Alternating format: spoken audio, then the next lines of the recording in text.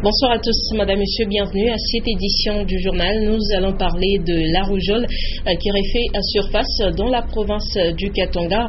2000, c'est le nombre des cas recensés dans les Katanga profonds.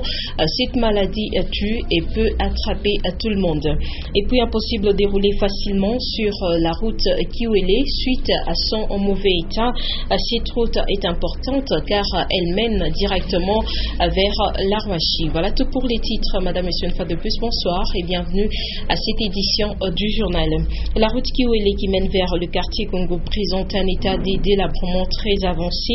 Elle devient de plus en plus impraticable et c'est une difficulté pour de nombreux chauffeurs d'emprunter cette artère. Un reportage de Karine Kabongo, Sarah Mwenda et Sylvain Mutambay.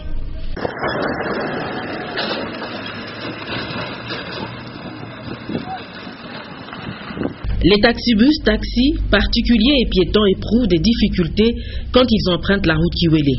Impossible d'y rouler normalement. Une situation due au délabrement rapide de cette chaussée. Et à chaque passage d'un bus ou autre véhicule, une épaisse poussière est soulevée et cela indispose les habitants des environs et les usagers eux-mêmes. Il faut dire également qu'une mauvaise visibilité causée par la poussière peut être source d'accidents de circulation et des embouteillages sont également enregistrés chaque jour. Des grands trous se sont formés sur la route grâce à la présence d'une eau permanente provenant des terrains marécageux proches de la route.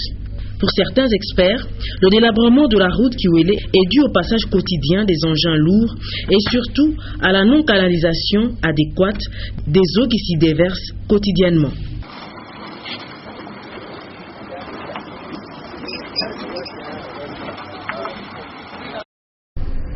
Et puis ce problème de transport qui se pose à Kamina, les produits des premières nécessités provenant de certains coins de la République démocratique du Congo atteignent Kamina à travers les motos. Consolate Kondjama Kolovera. Le transport par train fait partie des principales activités dont dépendent les habitants de Kamina et ses alentours. Mais lorsqu'il n'y a pas de train marchandises, les choses semblent paralysées. Certains commerçants acheminent par moto leurs marchandises, tels les poissons salés, de Kolwezi à Kamina et de Kamina jusqu'à Monedit ou dans le Kasaï. La route n'étant pas en bon état, les véhicules ne savent pas l'emprunter.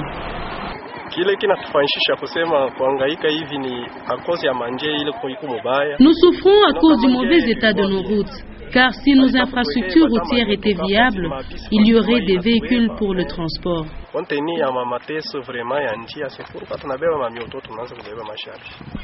La moto étant le moyen de transport le plus important à Kamina, elle n'a plus à s'inquiéter pour son avenir.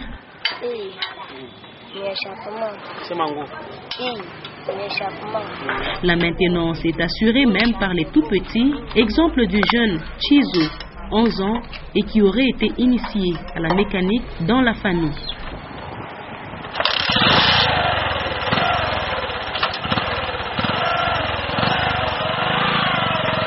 Le problème de transport, notamment de marchandises, demeure parmi les défis à relever à l'intérieur des provinces. Toujours à Kamina, l'on nous rapporte que les mariages précoces est devenu monnaie courante. Des filles mineures sont mariées au vu et au su de tous. Consolate Kondja, Félix Kalombo. Au moment où une lutte acharnée est menée pour envoyer la jeune fille à l'école, à Kamina, les sensibilisateurs ont encore du pain sur la planche. Au village Kinkunki, plusieurs filles portent des grossesses et cela pendant qu'elles sont encore sous le toit parental. Et ce sont les filles dont l'âge varie entre 14 et 19 ans. Pourtant, les cas de fistule tant décriés sont souvent occasionnés par une maternité précoce de la femme. Une vie sexuelle et une maternité entamée précocement est aussi soupçonnée par les gynécologues d'être à la base des traumatismes psychologiques et physiques.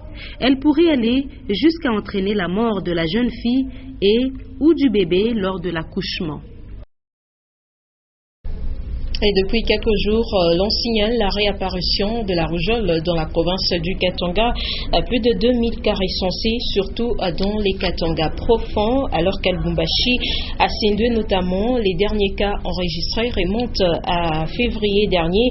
Une maladie mortelle qui peut atteindre tout le monde et dont les traitements efficaces restent préventifs. Léon Magloire Monga.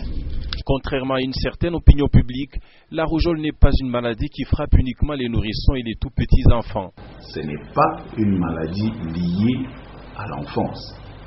Donc on peut attraper la rougeole à tout âge, dès l'instant où on n'a jamais fait de rougeole ou on n'a jamais été vacciné. Et il existe bien des signes avant-coureurs prouvant l'existence de cette maladie dans l'organisme. Vous avez une fièvre qui monte et c'est une fièvre qui avoisine les 39 à 40 degrés.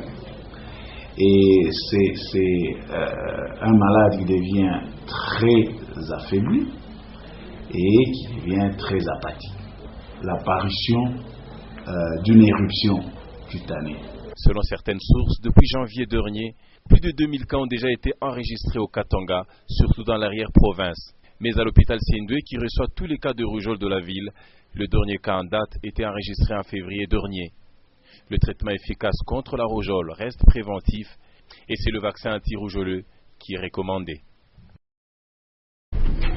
Les vacances sont considérées comme un moment de repos et de divertissement pour les élèves, mais cela n'est pas le cas pour tous les enfants. Certains d'entre eux estiment que c'est un moment propice pour chercher de l'argent afin de préparer la rentrée scolaire. Conséquence, les mineurs envahissent les centres-villes pour écouler quelques marchandises. Diane Kassongonuta. C'est pendant cette période des vacances que les enfants sont de plus en plus nombreux aux alentours des marchés, dans les marchés même et dans d'autres coins chauds de la ville pour exercer des activités commerciales. Ces jeunes gens vendent parfois de l'eau de boisson, des emballages plastiques et autres articles qui s'écoulent facilement. Ces deux garçons rencontrés au centre-ville profitent encore des vacances pour amasser des fonds afin de subvenir aux besoins scolaires.